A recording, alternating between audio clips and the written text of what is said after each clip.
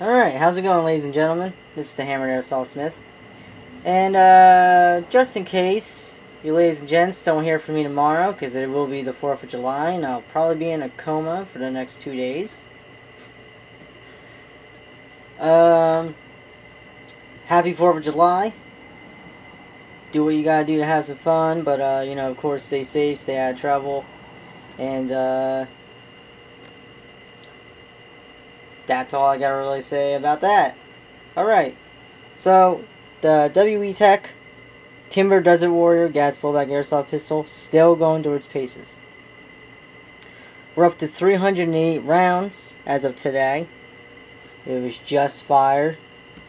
There were some issues. The break-in period was quite harsh on this particular gun. Not all of them are going to be like this, but this particular one, they are all made slightly different. None of them are made exactly identical to the next. It's just the way it goes. Even with real steel guns in general, not all of them are 100% identical to the other. Well, real steel Glocks are kind of... But I don't want to go on a freaking tangent here, okay? I'm just paying attention to this particular pistol. And the break-in period had a lot to do with the relationship between the top of the hammer and the hump on the blowback housing unit. That hump there and the hammer. Okay, the relationship there, it was too close, so it was to the point to every other shot the slide would prematurely lock up. I already went over that in the last video. And I did some file work, which I don't suggest you really doing unless you have quite a bit of experience doing custom work and filing airsoft gun parts. Otherwise, just have a friend or somebody do it. You know, just don't send it back just because of whatever, and don't try working on it yourself if you have no experience, because then you might screw it up, and then you're stuck with a gun that you can't even return. So, I don't know, the decision's up to you if you want to return it or not, but that's not even the point. The point is, this gun was going to do its break-in period, and so I just filed that down and sanded it so it's nice and smooth. I didn't take the whole hump off. I took a decent amount of it off. Not a whole lot. You can still see, like if I tilt it slightly, you can still see it there, just peeking. This top section, you see, that flat, very, very shiny sheen surface, that's what I grinded. I used to file, and then I sanded it. And now, she's working flawlessly. I love this gun a lot. It's one of my favorites so far. And I got 3 names picked out for her. Again, 308 rounds. Not bad. Not bad at all. I don't blame the break-in period on the gun. It's just like I said, some of them were made slightly different than others. The sight is still being a little finicky.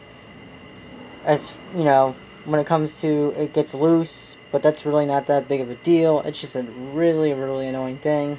When it gets really loose, it's not just going to fall off. The blowback housing unit, the cage in there, pushes up against it. So it's not just going to fall off. It's just the screw up top will get pretty loose. And that screw might fall out. But, you know, it takes quite a bit for that screw to actually fall out. I haven't had it happen. I didn't let it happen. I put Loctite on it. I waited 24 hours, and after today's shooting session, it still got loose. So I don't know what's going on with that. I don't want to glue it because then I won't be able to take the blowback housing unit out. I don't want to red Loctite it because I need a special tool to do that, and it requires heating it. So I don't know, maybe, I noticed like a little trick where you take sewing thread, the really thin stuff, you wrap it around just a little bit around some of the threads, and then you put the screw in, tighten it. That should work, because it wouldn't even damage anything, because it's just a fabric, very, very soft fabric. and it would just keep it locked up. I might try that. But so far, as of now, my only gripe really is that sight. That sight is a little whatever. I'm not even too upset about this foresight not being white, white dot anymore, because I shoot it pretty well. I mean, I'd probably shoot a little bit better if all three of them were white, because then it wouldn't be... It's a little bit of an awkward picture, but it's really not that bad. I am used to shooting the World War I, World War II era 1911 sights, so, I mean, I should have no excuse not to shoot these well, but I do, and it just kind of throws me off a little bit when I'm shooting. And lately, putting it through its paces, I double tap a little bit.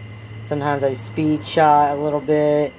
You know, I'm shooting all over, so I'm not too worried about 100% accuracy at the moment. I'm just worried about it functioning 100% well, in which it is right now. So, that's the bottom line. It's doing great now. No other issues. And look at the paint. Look at the paint. Look at the paint. Look at the paint. Look at the paint. Can't stress it enough. Look at this. It's still there. There's no bare metal peeking through. Thank goodness. WE has stepped up their game yet again on their 1911 series gas bullet pistols, and they really did a nice job on the paint on these Desert Warriors, at least. Oh, and there's like some lubricant on here. I just want to wipe it off. There you go. And damn, man, whew, doing good. I mean, there's like a little ding there. That's from laying it down, but I'm not concerned.